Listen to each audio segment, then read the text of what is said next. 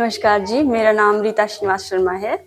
मैं वर्मा सन ज्वेलर्स चौक बाजार सोलन की दिल से आभारी हूँ कि उन्होंने मेरे कार्य और उपलब्धियों को सम्मान देते हुए मुझे रुद्राणी टाइटल से नवाजा।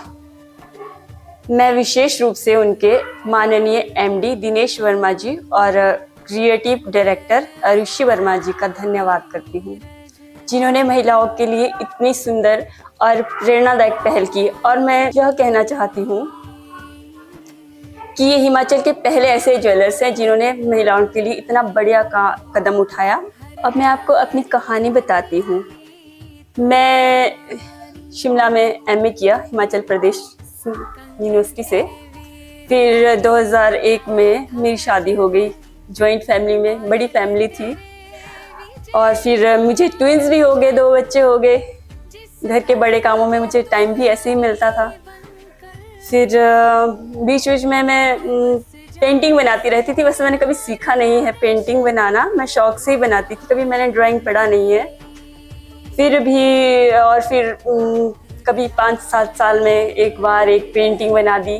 पर इसमें मेरे हस्बैंड ने मुझे बहुत मोटिवेट किया। वो मुझे बहुत एनकरेज करते थे कि हाँ तू बना, बहुत अच्छी बनाती है। फिर मेरी गलतियाँ निकालनी, फिर उनके करेक्ट करना उनको। फिर लॉकडाउन में मैंने पेंटिंग बनाई, एक मुझे मौका मिला। फिर किसी ने वो पेंटिंग देखी, डॉक्टर कामेश्वर शर्मा जी है, बहुत बड़े पेंटर हैं वो। उनको कहा कि इसकी पेंटिंग भेजो मुझे। फिर मैंने उसमें पार्टिसिपेट किया।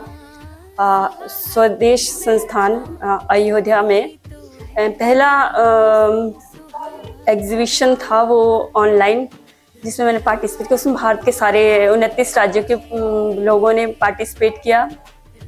और फिर उसमें मुझे नेशनल एक्सीलेंस अवार्ड और कैटलॉग में प्राइज़ मिला। और उसमें जो पहली स्मारिका थी उसमें मैं भी शामिल थी। और फिर दूसरी बार मैंने 2021 में फिर एकम कला संघ द्वारा आयोजित नेशनल आर्ट्स एंड एग्जीबिशन में पार्टिसिपेट किया। फिर उसमें भी मुझे नेशनल एक्सीलेंस अवार्ड मिला। लोग बोलते हैं कि हर सफल आदमी के पीछे एक महिला का हाथ होता है।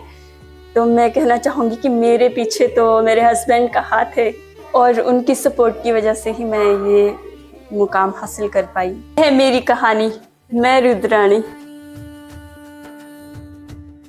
रुद्राणी